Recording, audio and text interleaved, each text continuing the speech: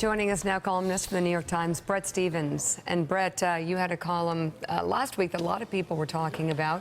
It was entitled "Why I'm Still a Never Trumper." Explain what you argued, especially as it pertains to the news in the past week. Look, if you look at what the Trump administration has done across a number of policies, I actually agree with many of them. I think corporate tax cuts are a good idea. I think we should be spending more on the military. I favor decertification of Iran or moving the embassy to Jerusalem. We can argue about that, but those are policy questions. But the essence of my never Trumpism comes down to what the president is doing to our political culture. And conservatives used to care about the culture. If you remember, 20-odd years ago, Bill Bennett came out with a book called The Death of Outrage. And of course, it was directed at Bill Clinton and what was happening then. But right now, you have a president who is systematically corroding, corrupting, and in some respects, destroying our culture of governance. Basic things, respecting the officers and the agents who serve him in our intelligence community, in the FBI. Earlier in the program, you were talking about libel laws, basic fundamental responsibility to preserve, protect, and defend the Constitution.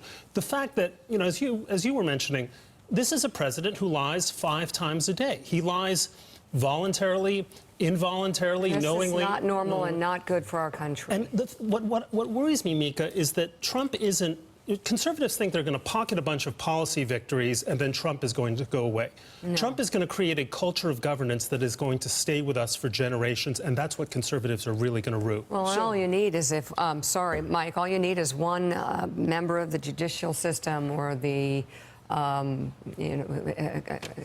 community to feel like he or she needs to protect himself and to do something just as bad back, and the system starts to crumble. And Bret, and I don't disagree with your belief, you've got to worry about 2 things, don't we? You've got to worry about how long will it take, if it can be done, to repair the damage that is being done to our culture right now, and 2, how dangerous is it when you have someone like the president doing what the president is doing on a daily basis, multiple times, when there are so many accessories before and after the fact, and I'm talking about the Republicans in Congress? It's a great point, Mike. I think the damage is actually almost going to be generational. Look, a century ago, Argentina was one of the wealthiest and most modern countries in the world. How did Argentina go from that to generations of political and economic decline?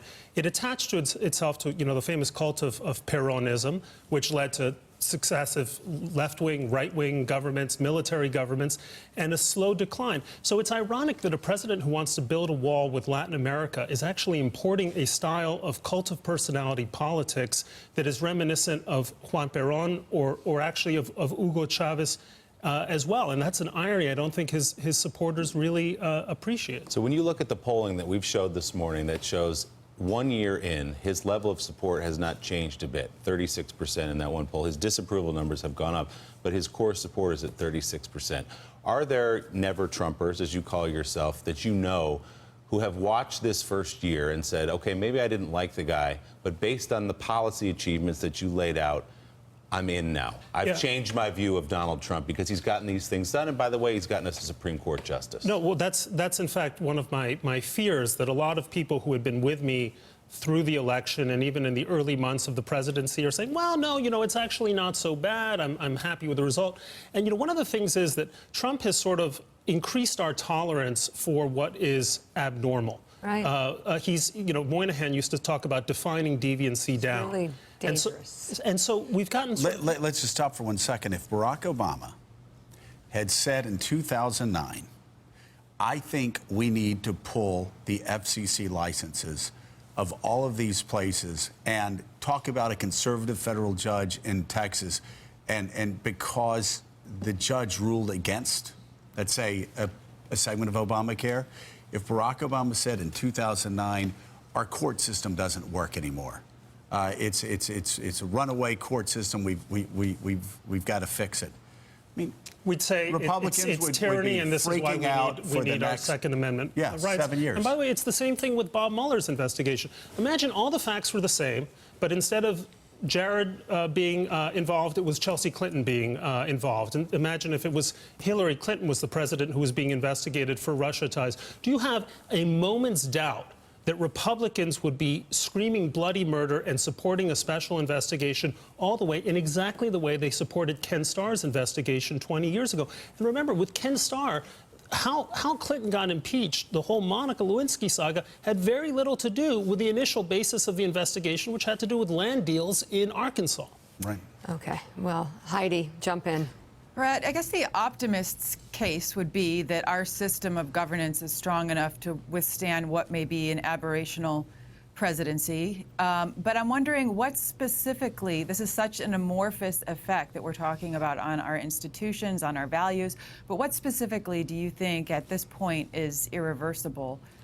Well, look, I hope that the founders are right. I hope that checks and balances ultimately work. But one of the things that you're seeing, when just talking about the subject of checks and balances, is that the Congress is not providing that. The Congress and also officers in government, instead of behaving like checks, are behaving like toadies. And that's been, I think, a seriously corrosive quality of what Trump has done. This is not a Congress that is willing to push back on against the president. And just think of basic things. Republicans used to support free trade. Now we're talking about the possibility of walking away from NAFTA. I mean, basically. By the way, after already forfeiting Asia TPP. to China. Well, that's exactly right. Giving China one advantage after another by walking away from a trade deal with all the other our Asian partners. Yeah.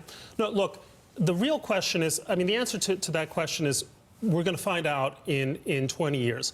But something, just to give you an example, why is it that now all of a sudden we want TV personalities to become presidents? I happen to think Oprah is an amazing woman, a wonderful woman, extraordinary in all respects. I'm not quite sure she's qualified to be the president on the first go.